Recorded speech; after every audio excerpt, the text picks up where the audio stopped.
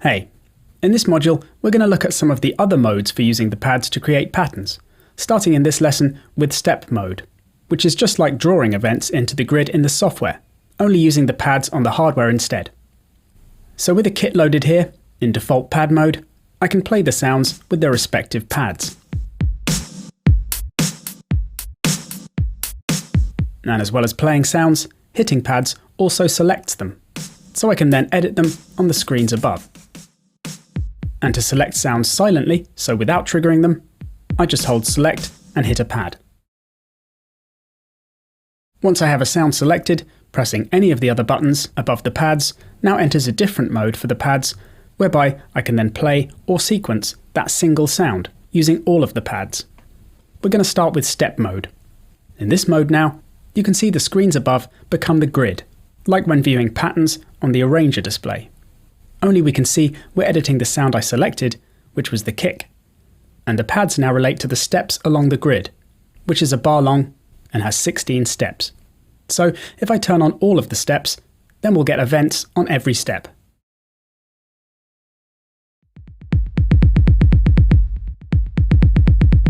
And you can see they've also got different velocity values, based on how hard I hit each pad. I can turn steps off just by hitting them again. And if I want to create steps of equal velocity, I'll just turn on fixed velocity, so now all events will have a velocity value of 100.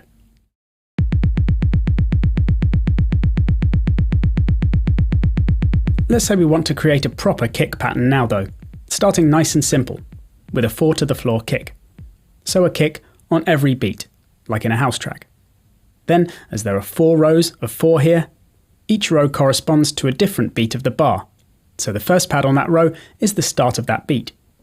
So I can turn on the first step on each row to lay down the kick that hits exactly on the beat.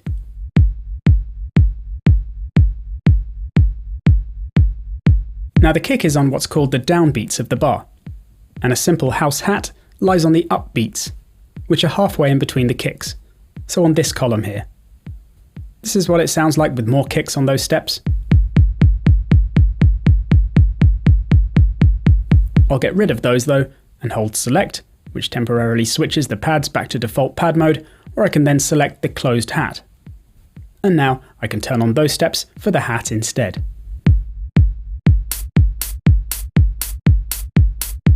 And for the snare, I'm not sure which one I want to use, so I'll just switch back to pad mode and then hit a few different pads.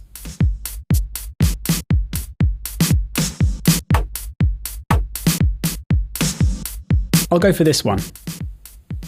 So going back to step mode, I'll then turn on beats 2 and 4, so the first step on the second and fourth rows.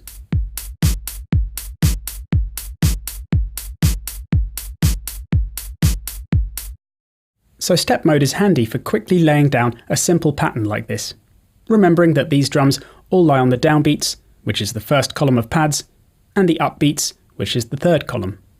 But this also means that the steps lying either side of these columns are currently free, and are the ones you generally use for adding what I call groove elements, or sounds that make a pattern more interesting and syncopated. Selecting a pad like this tom then, in step mode now, I can add some steps for it using only the second and fourth columns.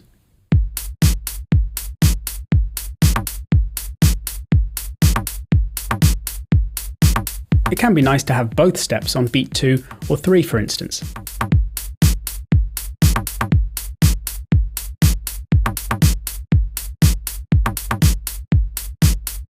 You can hear how these steps really drive the beat nicely.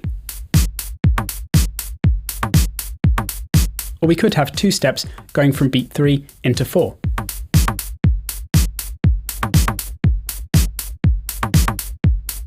Or have a bit more space between the steps. And maybe I'll add a low tom in between now, on beat 3.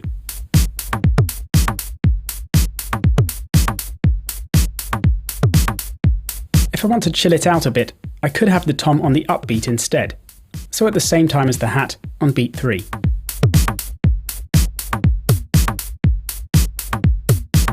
Which makes the groove a bit more relaxed, and also works well because the groove elements are working either side and also together with the main drums.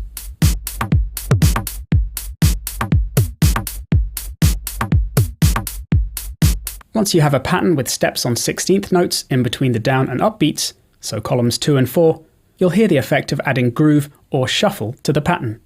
For instance, if I set the master encoder to swing mode and then turn it right up, you'll hear the timing of the toms change.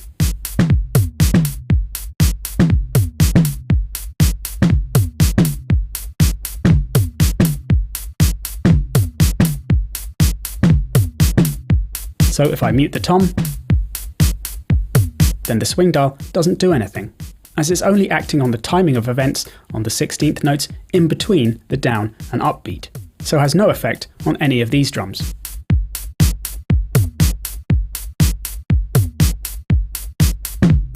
I might just set up some choke groups on these drums as a bit of revision from before, as I'd like the first tom in the phrase to stop when the kick hits on the next beat, so it cuts it short and there's no overlap muffling the kick. So back in pad mode, I'll select the tom and kick and set them to choke group 1.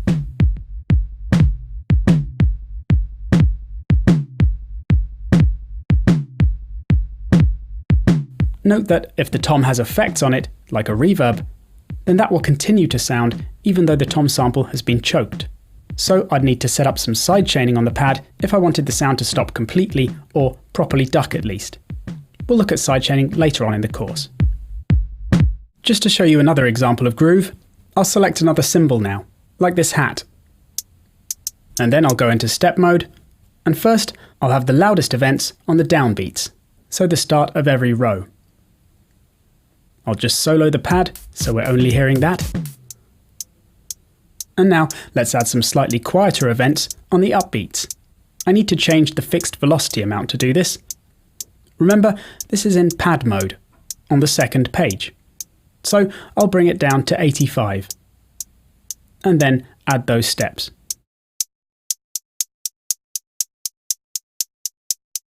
And now, if I adjust the master groove, or rather swing amount, it makes no difference to these events.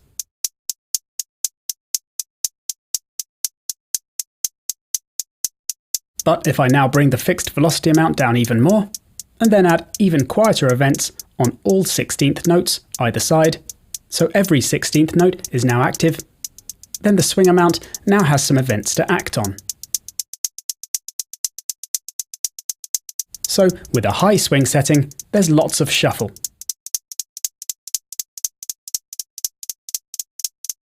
Or with none, it's more robotic, with events sounding exactly as on the grid, with no shuffle applied.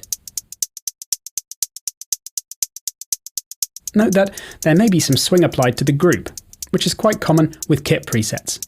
So to check this from the hardware, you can hit the channel button at the top here, then choose group on the first display, and groove on the second, after which the swing amount can be accessed there. So now I know there's no groove applied to the master, group, or even sound, as all three are possible. We'll look at the channel settings more later on, but that was just a little intro to them.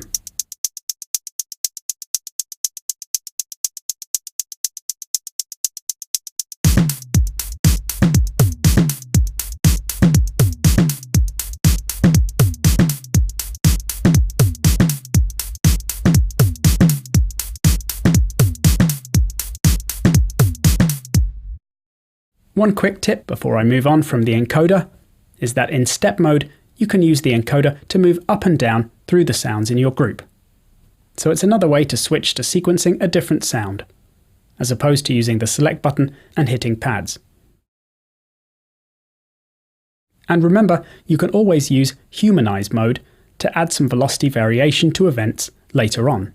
So if I remove all these events now, and then replace them all with lower level ones, I can then go into variation mode, and then humanize, then set the required velocity range, and then apply that to add some more random volume shifts, a bit like if I turned fixed velocity off and turned on steps that way.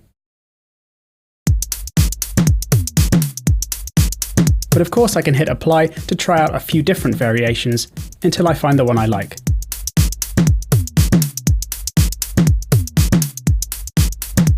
And I can always use undo to return to the previous pattern if I want to.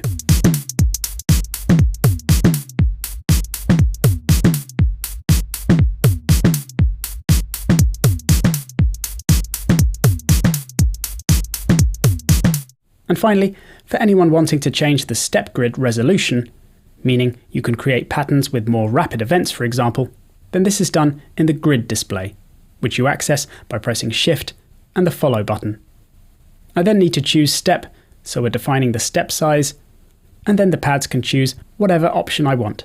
So I might go for 1/32 to create a faster pattern of demi-semi-quavers.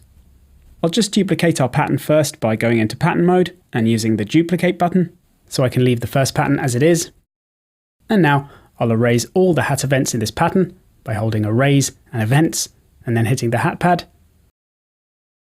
And now, as the grid is set to 1/32, the 16 pads here are only enough for the first half of the bar. So you can see now the right display is only showing beats 1 and 2. So I've got the first beat on the bottom 2 rows of pads, and the second beat on the upper 2 rows. So maybe I'll have a fast run of notes on the second half of each beat.